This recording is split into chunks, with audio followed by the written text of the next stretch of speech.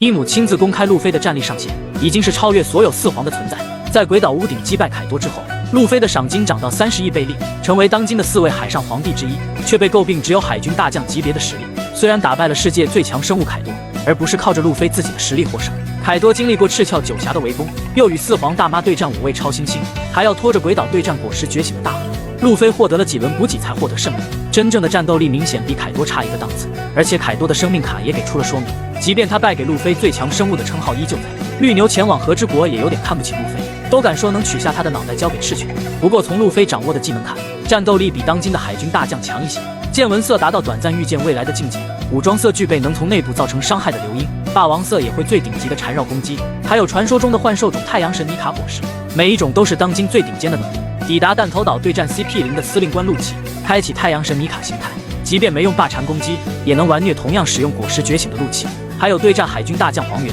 场面上一直占据上风，不管黄猿使用什么样的招式都毫无效果。后来又一个人对战萨坦圣和黄猿，虽然没能对萨坦造成实质性的伤害，却给黄猿留下一道深深的伤口，让其躺在地上失去继续战斗的能力。其他4位五老星登陆弹头岛之后，都展示出非常恐怖的破坏力，也没能对路飞造成伤害，还让他逃离了弹头岛。伊姆在处决萨坦圣的时候，透露出当今路飞的战力上限。萨坦圣一再强调没能将路飞干掉，是因为自己没有见过如此强悍的力量，表明自己的战斗力不足以对抗草帽小子。伊姆大人并没有理会他的说辞，直接来了一句为何会放走乔伊波伊，然后将五老星之一的土星萨坦圣当众处决。伊姆用乔伊波伊来称呼路飞，已经认可路飞比当今的其他4皇强大，能达到800年前对抗自己的战斗力水准。不过路飞还未表现出那么强悍的力量。鹰眼公开大将藤虎的战斗力上限，主动对4皇出手，被一招打到认怂，却比索隆的实力高出不止一个档次。赤犬当上元帅之后，开启世界征兵，招募到藤虎和绿牛2位大将。通过藤虎在德雷斯罗萨的表现，尤海米觉得他有4皇级别的战斗力。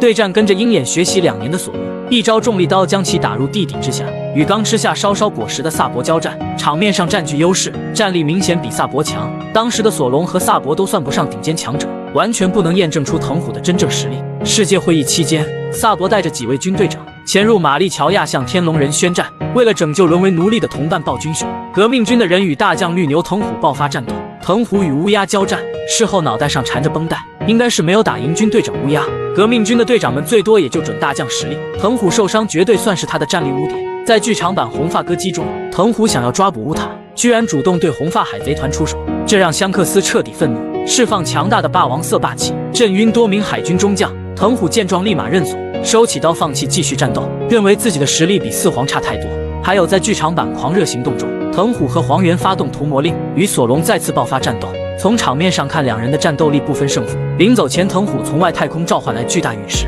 索隆使出全部的实力，也只是将陨石劈开，却没有完全化解陨石的威胁。鹰眼见状选择出手，拔出黑刀夜挥了几下，就将陨石切成无数碎片，随后露出一脸轻松惬意的微笑。可见在鹰眼看来，藤虎的陨石不过如此，完全没有把大将藤虎当回事。从此也能看出藤虎的实力比鹰眼有差距。不过鹰眼出手解决陨石，是认定索隆比藤虎差太多，搞不定陨石的威胁。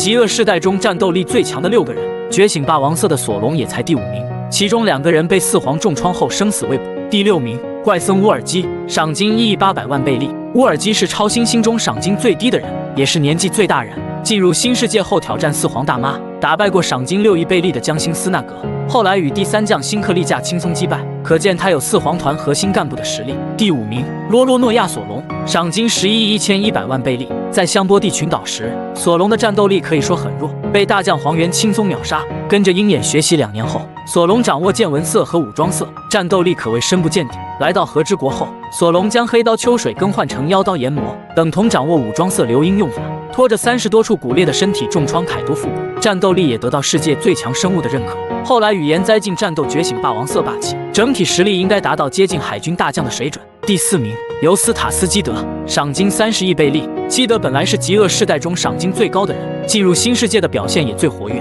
挑战过4皇大妈海贼团，打伤过1名将星，据说还抢走了一件珍贵的宝贝，还曾与红发海贼团爆发过战斗。不过没见到香克斯就被砍掉一条胳膊。进入和之国后，基德的表现还算可以，对战4皇大妈将此果实觉醒，联手罗一起将4皇大妈击败，赏金也涨到和路飞一样的30亿贝利。不过在对战香克斯本人时，被一招霸王色缠绕神臂秒杀，生死未卜。第3名，特拉法尔加罗，赏金30亿贝利。罗绝对是超新星中最冷静的人。顶上战争之后，他选择成为一名七武海，之后与路飞联手击败多弗朗明哥，目的是将最强生物凯多拉下马。与基德一起对战四皇大妈时，罗表现出来的战斗力明显高于基德，而且罗的手术果实的能力非常特别，狠狠揍了只用阵阵果实的黑胡子，最终被黑胡子开启暗暗果实击败。海贼船被摧毁后下落暂且不明。第2名，蒙奇 D 路飞，赏金30亿贝利。路飞在击败世界最强生物凯多之后，霸气和果实能力都得到全面提升。不过在弹头岛对战黄猿却没有明显优势，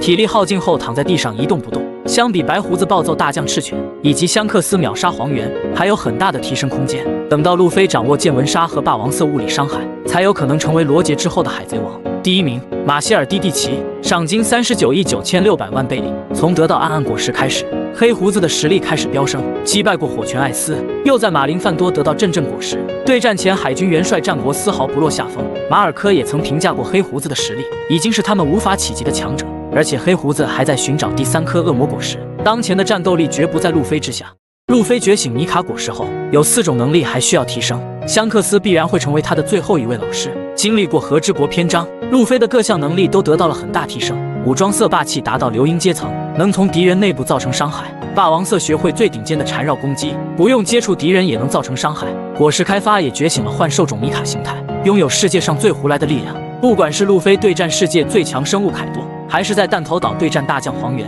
路飞表现出来的战斗力都算不上最顶尖强者，还有很多技能有提升空间。首先是持续作战的能力，也就是体力不足，每打一会就会变得奄奄一息。在鬼岛对战凯多靠卡里布提供食物，在弹头岛打黄猿后也需要大量补给。真正的顶级强者决斗都需要长时间才能决出胜负，路飞体力不足是大缺陷。其次是路飞的移动速度不够快，在所有的战斗形态中，只有2档对速度有提升，3档是提升力量，4档是结合霸气。虽然变强了，却没有让速度得到增加。对战凯多的时候，即便能预见到对方的行动，也没有足够的速度来躲避。在弹头岛打黄猿的时候，5档的速度相比光速移动还有非常明显的差距。目前香克斯的速度最快，拥有超越光速的瞬间移动能力，路飞必须从他身上学。除了体力不足和速度不快，路飞的见闻色能预见未来，依旧有很大的提升空间。目前能短暂预见未来的强者太多，卡塔库利可以，曾经的大将青雉也可以。在顶级强者的行列中，路飞的见闻色并不算突出，还需要进一步的提升。据说见闻色的最强用法是隐藏自身气息，让敌人的见闻色无法发挥出作用。这项技能的名字叫见闻杀，已经确定香克斯会使用，但还没有展示出来。与此同时，路飞刚刚掌握霸王色缠绕攻击，也算是进入了最顶级的强者行列。目前使用过霸缠攻击的人，也就罗杰、白胡子和卡普，外加凯多和香克斯。霸王色霸气还有更高层次的用法，就是用霸王色造成刀剑一样的物理伤害。据说只有香克斯一人已经掌握。当年去找白胡子时，就用霸王色阵列过船板。不管是霸王色物理伤害，还是见闻色和瞬间移动，都只有香克斯一人会。路飞要提升这几种能力，必须跟着香克斯学习，两人的战斗应该不可避免。赤犬封神一战暴露出最大的缺陷，难怪他要在马林范多将路飞赶尽杀绝。当年赤犬和黄猿一起加入海军，因为实力太过强悍，被世人称为怪物。为了变得更加强大，舍弃当剑士，吃下自然系岩浆果实。在马林范多对战白胡子海贼团，赤犬展示出岩浆果实恐怖的实力，单挑世界最强男人白胡子，场面上一度占据上风，甚至还能用岩浆拳头重创对方胸口。即便遭到世界最强男人的背后偷袭，身受重伤跌入悬崖之下，依旧能靠着岩浆果实保住一条小命。马尔科有四皇守门员的称号，用身体挡住黄猿的大招八尺琼勾玉，不仅没有受一点伤，还能一脚将黄猿踢飞。见到青雉对路飞下手，飞过去又是一脚踹飞。不过在对战赤犬时，忘记使用武装色攻击，没能造成伤害，蓝色火焰也没能挡住岩浆，被赤犬一拳头打飞，能完全压制住马尔科。难道说赤犬已具备四皇战力吗？后来老沙联手白团所有队长，依旧不能阻止赤犬追杀路飞，直到香克斯率领红发海贼团抵达，用格里芬挡住岩浆拳头，吓得赤犬脸颊流汗，才决定放弃对路飞的继续追杀。纵观赤犬在马林范多的战斗，绝对算是封神级别的表现。不过他的主要输出是依靠恶魔果实，没有展示三色霸气的技能，不像青雉提前将身体元素化，躲避白胡子的制刀攻击，也不像路飞释放霸王色震晕小兵，绝境之下保住艾斯一命。可见赤犬对霸气的修炼并不算强，而且赤犬的生命卡信息只显示用见闻色和武装色，并没有确定拥有霸王色霸气，应该也不会最顶尖的缠绕攻击。现在就很好理解，赤犬看到路飞释放霸王色，为何会那么激动？即便是差点被白胡子打死，也要拖着重伤的身体追杀路飞，也能表明赤犬很清楚自己的弱点，就是不具备最顶尖的霸气。之所以要将路飞赶尽杀绝，也是忌惮他成为无法战胜的敌人。吴老星真正的杀手锏公开，难怪他们会亲自召见香克斯。作为世界的最高统治者，吴老星也拥有着最顶尖的战斗力，他们的每一次出场都有很强的压迫感。萨博在圣地玛丽乔亚与他们有过交手，仅仅是挨了一招就被打成重伤。萨坦胜去弹头岛对付草帽一伙，上来就展示出恶魔果实觉醒状态，外形上犹如传说中的妖怪牛鬼。其他4位吴老星也都拥有觉醒能力，他们在弹头岛登场，脖颈处都缠绕着黑色焰云，其中内斯兽狼圣还是一名强悍的剑士，手中的佩刀很可能是妖刀初代鬼彻。除此之外，吴老星还有着特殊的攻击手段，萨坦圣可以释放毒液腐蚀周围物体，还能吐出带有剧毒的液体小球，爆炸产生的破坏力犹如一颗核弹。沃丘利圣是一头巨大的野猪模样，能让牙齿变成锋利的刀砍向敌人。马兹圣能吐出火焰用来攻击，弹头岛的防护层都没能抵挡住。吴老星最让人无奈的能力是恢复，萨坦圣被打断一个脚和几条腿，也能在一瞬间就恢复到原本的模样。路飞也见识到他们超强的回复能力，强调吴老星是无法打伤的不死之身。萨坦圣还展示过让敌人身体爆炸的能力，看到他眼睛的人会脑袋爆炸丧命。沃丘利圣还用过霸王色嚎叫攻击，释放的霸气冲击波能弹出路飞的伤疤，这2种攻击大概就是霸王色的物理伤害吧。而且圣评也明确表示吴老星的霸气很强。凯多曾说过霸王色缠绕是最顶级用法，世上只有极少数的人具备这项技能。现在来看，霸王色物理伤害才是最强的，也是吴老星站在世界顶点的杀手锏。目前确定香克斯拥有霸王色物理伤害，去找白胡子的时候用霸气阵列过船板。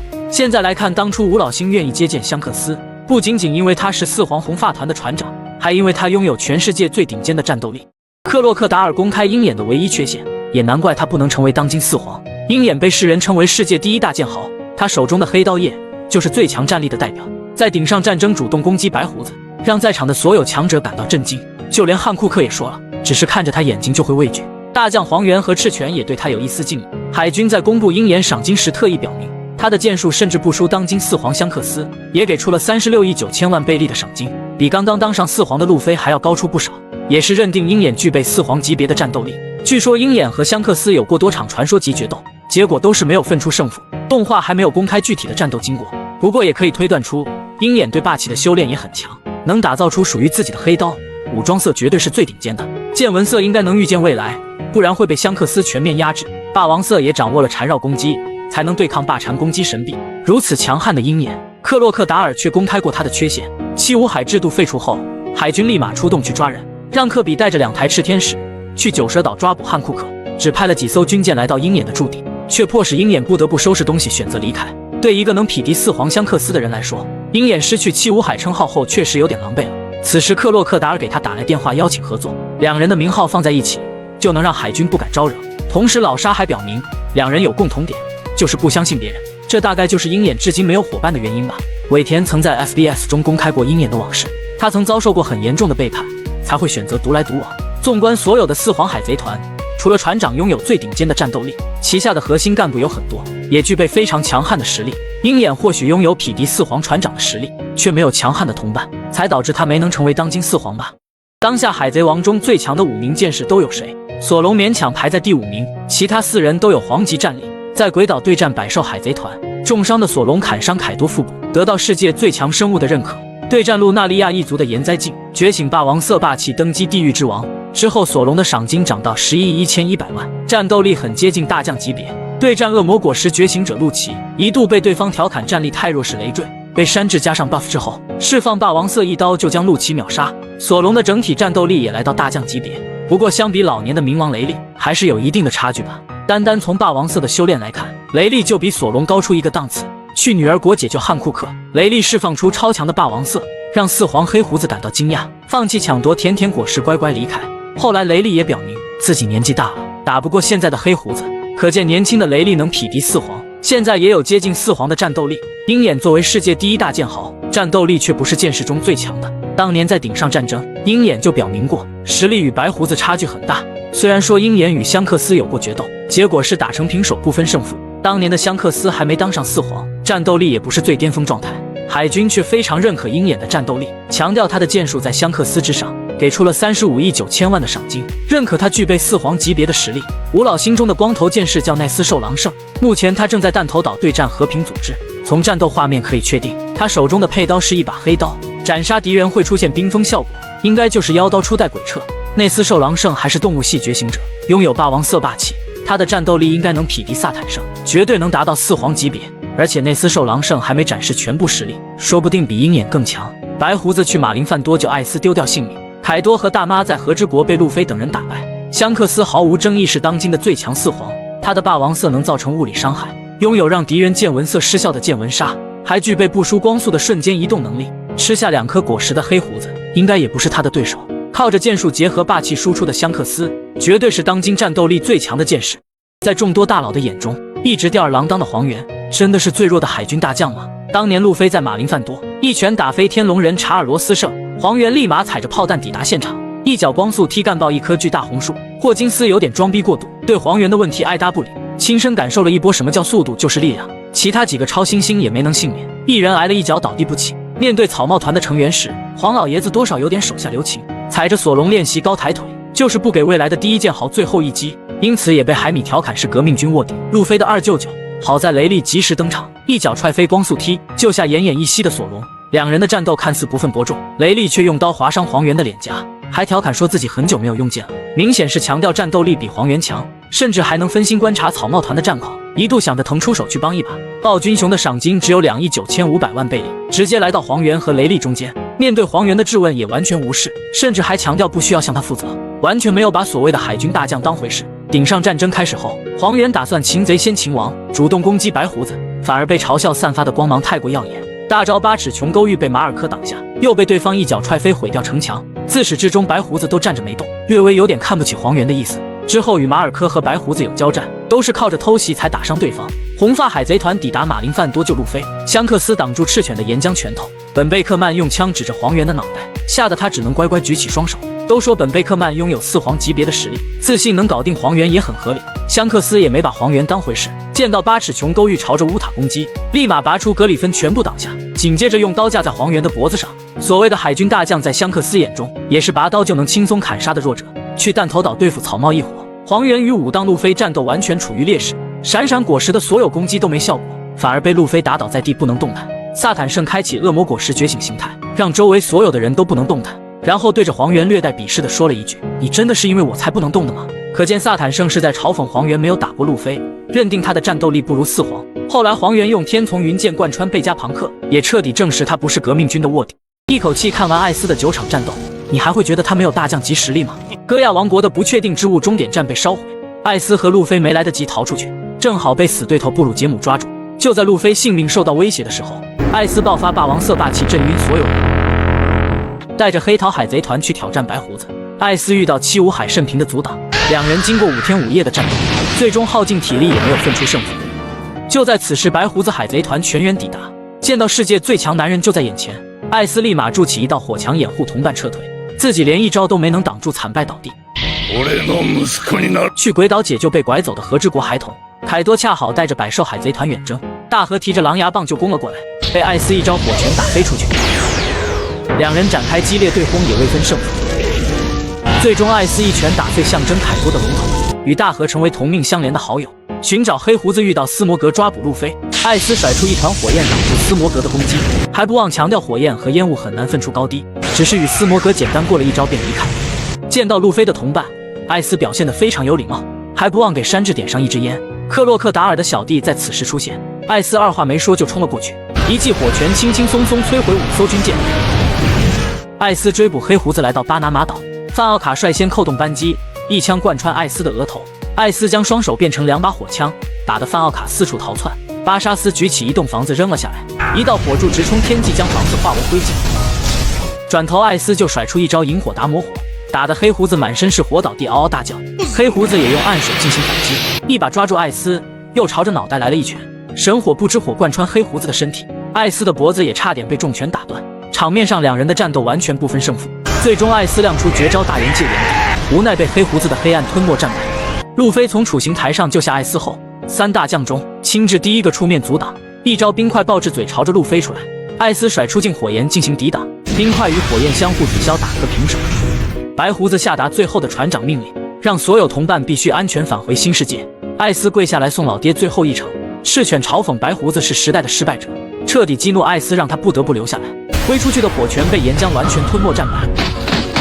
为了保护路飞，用身体挡住岩浆拳头，自己的性命也留在了马林范多。在众多强者眼中，汉库克到底有没有大将级战力？小时候的汉库克被抓走卖给天龙人，在当奴隶期间吃下超人系甜甜果实。趁着泰格释放奴隶，汉库克三姐妹逃离玛丽乔亚之后，隐藏在香波地群岛，跟着雷利和夏奇提升战斗力。18岁回到故乡九蛇岛，靠着强大的战斗力成为女王。第一次率领九蛇海贼团出征，就获得8000万贝利的赏金。也因为战斗力太过强悍，被海军邀请成为一名王下七武海。杂婆婆曾是洛克斯海贼团的成员，也当过九蛇海贼团的船长。年轻时的战斗力应该有大将水准，整天被汉库克玩虐踢来踢去。为了当众处刑艾斯，海军召集所有七武海前往马林范多，中将吴蜀负责去邀请汉库克，带去的所有海军被瞬间石化，自己用匕首刺穿手掌保持清醒，才避免被汉库克将海军团灭。吴蜀还特意强调汉库克的战力强大，不是他所能抗衡的敌人。顶上战争开打之后，汉库克对海贼和海军进行无差别攻击，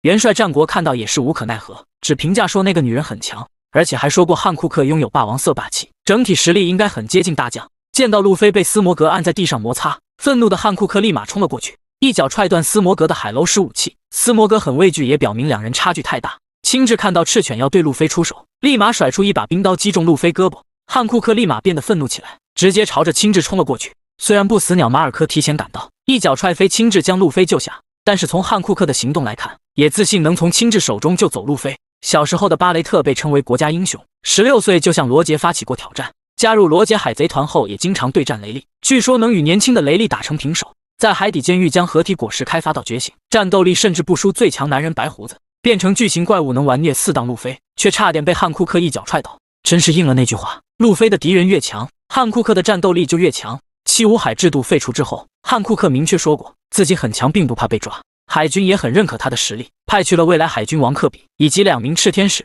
其中赤天使鹰眼对战4皇黑胡子，场面上甚至一度占据上风。见到汉库克将海军和2名同伴石化，黑胡子并没有第一时间出手，而是趁着汉库克攻击克比的时候偷袭攻击，才抓住他的脖颈。而且黑胡子明确表示自己很畏惧汉库克的能力，不敢轻易松手。最后冥王雷利释放着霸王色登场，才让黑胡子离开，化解九蛇岛危机。此后汉库克的赏金涨到16亿5900万，超越所有赏金已知的皇父。加入汉库克学会霸王色缠绕攻击，整体实力妥妥的不输任何大将。不过汉库克依偎在雷利的腿上，这不给路飞戴了顶绿帽子吗？赤犬公布出大将绿牛的真正实力，完全打不过赏金30亿贝利的路飞，不过比同为海军大将的藤虎要强一些。大将绿牛的战斗力强弱一直备受争议，他和藤虎一起通过世界征兵成为大将，也曾是多弗朗明哥口中强如怪物的人。可是，在和之国第一次展示实力，却让人大失所望。对战刚刚战败的百兽海贼团，轻松搞定岩灾镜和异灾奎因，有如此战绩也是情理之中。毕竟奎因和镜的伤势还未痊愈，与赤鞘九侠交战也是占据上风。虽然被大和用狼牙棒打中脑袋，还是将所有赤鞘武士击败。即便被变成巨龙的桃之助用热息打中，也能在短时间将身体恢复。不过面对香克斯释放的强大霸王色，绿牛被麻痹，身体仓皇而逃。身为海军大将，连4皇的面都没见到，就被吓得逃跑，确实有点丢人。再看同样为大将的青雉，能瞬间冰封黑胡子海贼团多名干部，吓得黑胡子本人立马站出来道歉，邀请青雉成为自己的伙伴。还有赤犬面对世界最强男人白胡子，差点被打死，也是一点都没怂。不过去抓捕七武海白二世的时候，绿牛的表现算得上真正的大将，当着洛克斯海贼团成员 Miss 巴金的面，将白二世击败，关入海底监狱。最清楚大将绿牛实力的人，还得是他的顶头上司元帅赤犬。在世界会议期间，赤犬得知藤虎抵达圣地玛丽乔亚，立马命令绿牛将他赶走。可见在赤犬心目中，绿牛并不比藤虎弱。不过绿牛只是请藤虎吃了一碗面，并强调不愿意与藤虎交战。还有派遣绿牛去和之国善后，特意强调不要去招惹草帽团和武士，也是认定刚刚成为4皇的路飞是绿牛不可能战胜的强敌。如果当时香克斯没有将绿牛赶走，赏金30亿的路飞能击败他吗？你知道那些让赤犬丢面子的人，他们都有什么样的结局吗？2人残废，2人丧命，还有1人即将丢掉性命。第一个不给赤犬面子的人是白胡子。当年在马林范多，赤犬要用岩浆弹给白胡子送葬，却被白胡子嘲讽是点蜡烛的小鬼头。后来又当着10万海军的面，差点把赤犬打死。只可惜白胡子没能登上新世界的船，把命丢在了马林范多。赤犬干掉火拳艾斯之后，还想着把路飞也一起干掉。卡普彻底愤怒，朝着赤犬走去，当着所有人的面要取下赤犬的脑袋。虽然战国一巴掌按住卡普，这也让人觉得赤犬弱到会被卡普秒杀。2年后，卡普带着 SOL 的成员去蜂巢岛救克比，被溪流偷袭贯穿腹部后，惨遭黑胡子海贼团围攻战败，目前生死未卜。红发海贼团去马林范多救艾斯，香克斯用格里芬挡住岩浆拳头，赤犬被吓得脸颊流汗，不敢动弹，眼睁睁地看着巴基将路飞送走。凭借香克斯具备的实力，完全可以干掉赤犬，不给他面子也理所当然。目前香克斯刚从巨人岛离开，以后对抗黑胡子海贼团能安全获胜吗？青雉是最不给赤犬面子的人，得知赤犬要当元帅，立马与之爆发战斗。2人在庞克哈萨德大战10天10夜，最终青雉战败，还被打断一条腿。之后青雉辞去海军大将的职位，加入赤犬的死对头黑胡子海贼团。如果青雉卧底黑胡子海贼团失败，他的最终结局很可能是丢掉性命。赤犬当上海军元帅后，第一个不给他面子的人就是多弗朗明哥，完全没有把所谓的海军元帅当回事，直接去找吴老星对付陆罗联盟。不过多弗朗明哥的下场并不好，被路飞和罗击败后，正在推进城看报纸。因为感觉到被多弗朗明哥羞辱，赤犬直接来到玛丽乔亚找吴老星理论，叼着雪茄怒斥5个老头被人骑在头上，才导致他海军元帅的面子丢了。萨坦圣让赤犬最好闭嘴，海军是世界政府的门面，他的面子不值一提。当下萨坦圣正在弹头岛对抗草帽团，已经被武当路飞狠狠揍了一顿。如果他一再阻止路飞带走贝加庞克，萨坦圣很可能是第一个丧命的吴老星。藤虎虽然是赤犬提拔起来的大将，也是最不给赤犬面子的一个人，代表海军向利库王下跪道歉，丢了海军的面子，也让赤犬颜面扫地，甚至在电话中与赤犬对骂，还不顾赤犬的命令，放走路飞和罗联盟。藤虎秉承心存仁义的正义，在乎百姓的安危，结局应该不会很悲惨吧？黑胡子为何让戴鹏复制土星萨坦圣，去九蛇岛抢夺甜甜果实，就给出过答案。黄猿和土星萨坦圣刚抵达弹头岛时，黑胡子海贼团的船就出现在附近，本以为他们的目标是抢夺恶魔果实。当时岛上有路飞的幻兽种尼卡果实，大将黄猿的自然系闪闪果实，还有萨坦圣所拥有的特殊能力，不管黑胡子得到哪一个，都能提升海贼团的整体实力。直到漫画1107话更新，我们才知道黑胡子的目的居然是复制萨坦圣。当戴鹏触摸到萨坦圣的脚之后，范奥卡立马用瞬移果实带着他离开。黑胡子为何要复制萨坦圣呢？从他去九蛇岛抢夺甜甜果实能找到答案。当时黑胡子见到赤天使鹰眼时，也被吓出一身冷汗。他不敢相信海军真的用科技获得了堪比七武海的战力输出，对战赤天使鹰眼也没占到便宜，场面上一度被对方压着打，迫不得已使用出暗暗果实，才将赤天使鹰眼暂时击退。后来黑胡子选择放弃汉库克的甜甜果实，也是在忌惮对战冥王雷利时，赤天使会趁机偷袭自己。黑胡子见识到赤天使的强悍战斗力，才让戴鹏去弹头岛复制土星萨坦圣，目的就是为了掌握赤天使的最高控制权，即便在未来的战斗中对上海军，也不用畏惧他们的科技战斗力。还有一种可能，黑胡子想借助萨坦圣的身份，去圣地玛丽乔亚抢夺天龙人的大秘宝。自从在马林范多得到阵阵果实后，黑胡子海贼团一直在提升实力，2年间抢夺到很多神级果实，团队每个人的战斗力都得到提升。他们的下一个目标很可能就是毁灭世界的远古兵器。多弗朗明哥曾经说过，在圣地玛丽乔亚，天龙人藏着一件大秘宝。当年海军召集七武海时，黑胡子与明哥坐在一起，好像在谈论什么。如果黑胡子认为那件秘宝就是天王，很可能会闯入玛丽乔亚将它抢走。现在戴鹏复制到萨坦圣的模样，潜入天龙人的大本营简直轻而易举，而且黑胡子很快就能见到卡里布，也会得知海王和冥王的下落。一旦获得3件远古兵器，还有谁能阻止黑胡子称霸世界呢？伊姆损失最强大的战力输出，对抗革命军已经处于劣势。伊姆之所以能当世界之王，并不是因为他的战斗力强悍，而是因为手下有5大战力团队，每一个都有匹敌4皇团的实力。第一个是海军，在赤犬当上元帅后，整体战力又提升一个档次。第二个是 CP 组织，单从 CP0 的战斗力来看，也是不输海军的存在。第三个是神之骑士团，有多少强者还不确定，让多拉格感到畏惧。首领叫费加兰德加林圣，参加过神之谷大战，是被誉为王者的剑士。第4个是吴老星，他们都是动物系果实能力者，只有萨坦圣展示过实力，已经将恶魔果实开发到觉醒状态，整体实力应该不在海军大将之下。伊姆手下最强的战力输出团队，还得是贝加庞克研发的科学武器。和平主义者在香波地群岛第一次出场，战斗力不弱于当时的超新星。赤天使结合了七武海和露娜利亚的基因，实力也不比任何一位七武海弱。贝加庞克研制的最强武器是圣母烈焰，一次攻击就能摧毁一座岛屿。综合伊姆手下的5大战力团队，即便是路飞和龙联手也不能获胜。不过在海贼王漫画1106话出现了转机，贝加庞克调整了和平主义者的程序，让波尼成为最高层级的指挥者，等同伊姆失去了全部的和平主义者。与此同时，海军用屠魔令摧毁弹头岛，炽天使和贝加庞克的武器会被摧毁。波妮和大雄接下来会去找多拉格，等同让和平主义者成为革命军的战力。伊姆一方的战力输出在逐步减少，多拉格一方的战斗力在逐步增加。如果草帽团和革命军结成同盟，推翻天龙人的统治将不再是梦想。攻击弹头岛海军的人早有伏笔，战斗力能超越四皇，目标却不是为了救路飞。在海贼王漫画1105话中，包围弹头岛的海军遭受攻击，不禁让人觉得拯救路飞的人终于来了。他们会是草帽大船团吗？当年在德雷斯罗萨分开后，他们一直在提升实力，等待报答路飞的机会。草帽团在弹头岛的新闻早已传开，草帽大船团必定会来救自己的老大。即便萨坦圣带来了100艘军舰，也不会是路飞手下7位船长的对手。只要索隆击败觉醒状态下的陆奇，山治牵扯住海军大将黄猿，路飞恢复体力击溃萨坦圣，草帽团安全逃离弹头岛并不算困难。还有一种情况，攻击海军的不是草帽大船团，而是黑胡子海贼团。之前就有一艘黑胡子的船停靠在弹头岛附近，领队应该就是拉斐特。他们在等海军和草帽团打起来，趁机加入战斗抢夺恶魔果实。不管是路飞的幻兽种尼卡果实，还是大将黄猿的自然系闪闪果实，以及五老星萨坦圣的恶魔果实，都可能是黑胡子海贼团的目标。不过他们的兵力非常有限，凭借拉斐特的实力很难抢走恶魔果实。如果黑胡子也抵达了弹头岛附近，草帽团的处境就非常危险了。即便能应对萨坦圣和海军，也不一定能击败黑胡子海贼团安全逃走。尾田曾在漫画1105话中给出伏笔，一个战力超四皇的人将来弹头岛，就是革命军的首领多拉格。他曾询问伊万科夫，暴君熊最可能去哪里？伊万科夫的答案是圣地玛丽乔亚，不过多拉格却说大雄并不会去圣地。之后多拉格就转身准备出发，表现出一副知道大雄去向的表情。他曾允诺过暴君熊，